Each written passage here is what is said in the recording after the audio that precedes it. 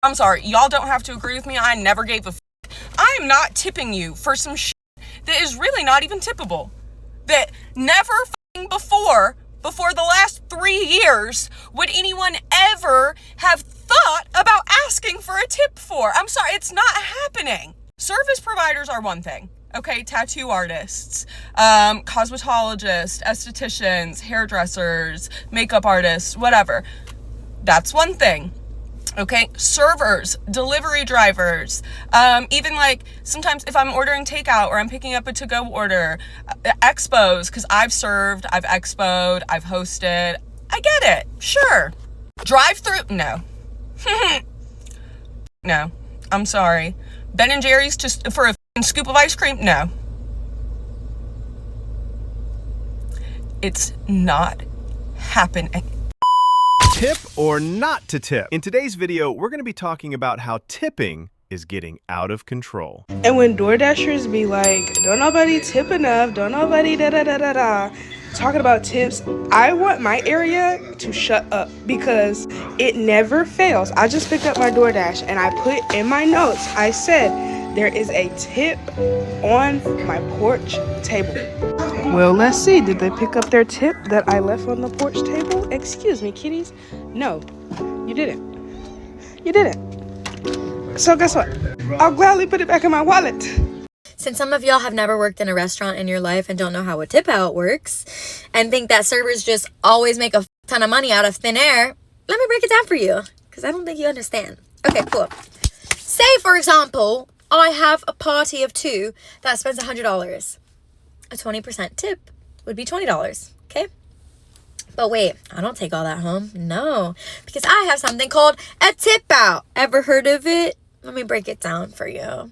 A tip out, it can be about 3 to 6% of your sales. Sometimes it's of your tips. But at my job, it's a 3% tip out on sales. So if my tab is $100, I'm tipping 3% out, which is $3. Now that 3% goes evenly to hostesses, bartenders, and food runners. But if you work outside, there's actually another percent, which is 4 in total, and that extra 1% goes to a server assistant. Anyways, let's say I'm working outside and I have to tip out 4% on that $20 tip that I got from the $100 table. Okay, cool. So now that $20 is now $16. But wait, there's more. There's always more. Because you see, I have a credit card fee in my job for some unknown reason. And that's usually an extra 0.5 to 1%. So that $16 is now $15. But wait, I have to pay taxes too. So I'm probably making about $13 or $14 from that $100 table from that $20 tip. So, if you're tipping me $10 on 100, I'm making $3 or $4. Order to-go food. Make some food at home. Don't come here and sit at my table. I'm a good server. I'm attentive. I'm funny. I'm charming. I'm cute to look at, I guess. It's not nice. I can understand why she's mad. But tipping isn't mandatory. It's just something you do for good service. But now, people demand that you tip for any reason. What I need people to understand is tipping is not a requirement. It is a luxury. People do not have to tip you. What part of that concept is so hard for some of y'all to grasp? And just in this week alone, I have had 2 instances that have pissed me off when it comes to tipping. The first one being, I order a pizza for delivery. I do not put in a tip when I'm ordering food online for delivery if I have cash. If pizza man knocks on the door, hands me the pizza, hands me the receipt and a pen and says, you didn't leave a tip, are you gonna leave a tip?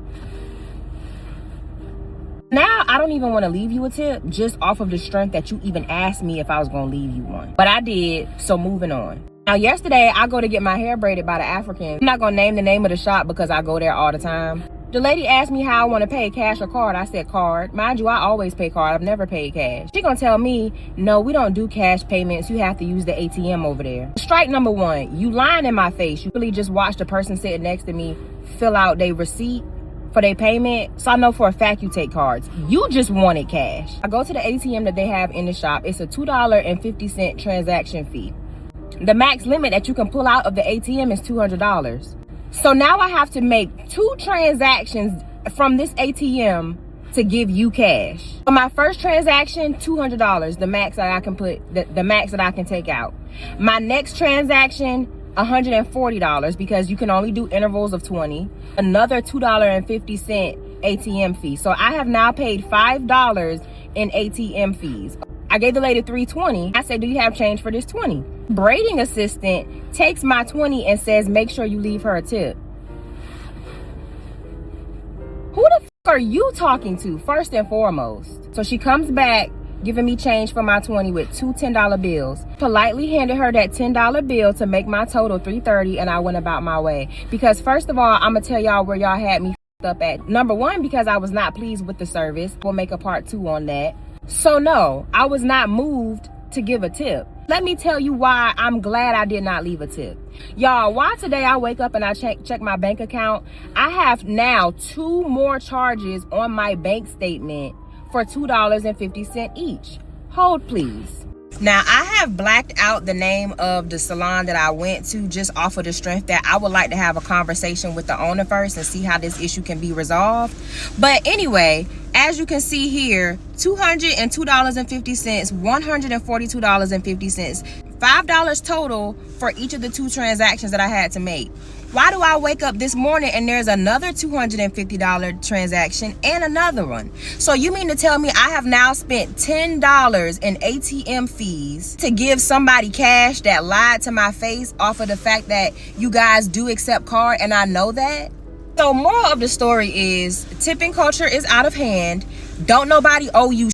Wow, that's so disrespectful. Just in her face demanding a tip. That's crazy how out of hand it's getting. To everybody that doesn't believe in tipping culture, just hear me out for a minute.